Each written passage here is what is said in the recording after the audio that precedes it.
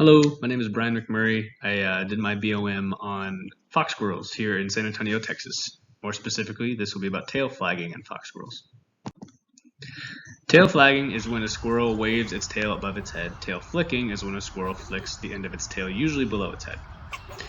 This video, there's primarily tail flicking. There was a little bit of tail flag at the beginning of it, but it's mainly tail flicking, just to kind of show you the difference. We're going to focus on tail flagging today, but I just wanted to show you the difference.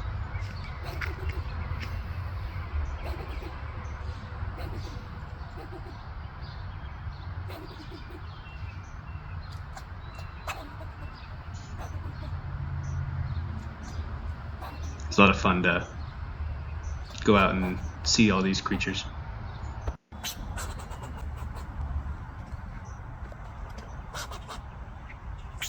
So this right here is tail flagging. You can see it go in a circular motion, usually as a form of communication. There was a squirrel in a tree that was not too far, so maybe he was trying to communicate, or she was trying to communicate that I was around. This one has just tail flicking in it, so you can see it again. That's the difference, and I'm going to move on to the next slide for time's sake.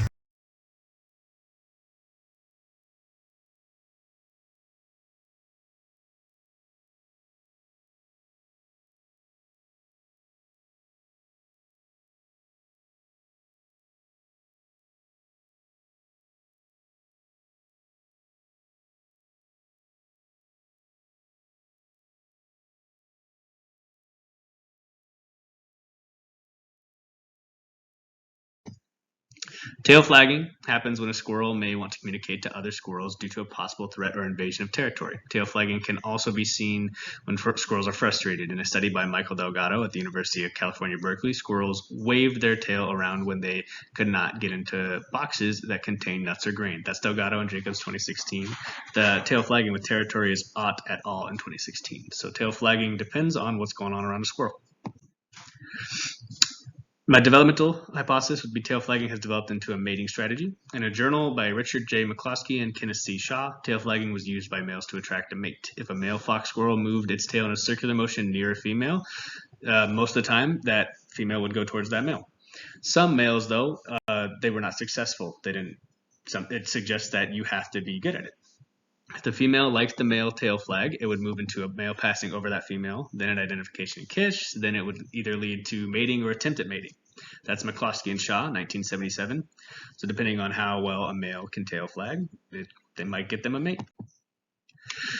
As mentioned before, my causation hypothesis, as the evolution hypothesis, tail flagging has evolved as a way of communication with other squirrels. Tail flagging is a way to communicate. Tail flagging has evolved as communication strategy by squirrels. In a study at Michigan State University, it was noted that tail flagging was a way to tell other squirrels that there was a possible threat around. Tail flicking, as in the video, like I showed you, usually occurs when a squirrel feels safe in their territory.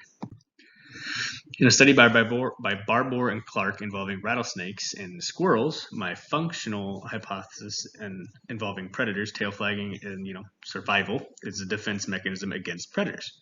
The squirrel would make its way towards an ambush site where a snake could possibly be and wave its tail around, so other squirrels could see that's a bad area, don't go near it because there's possibly a snake that could be here.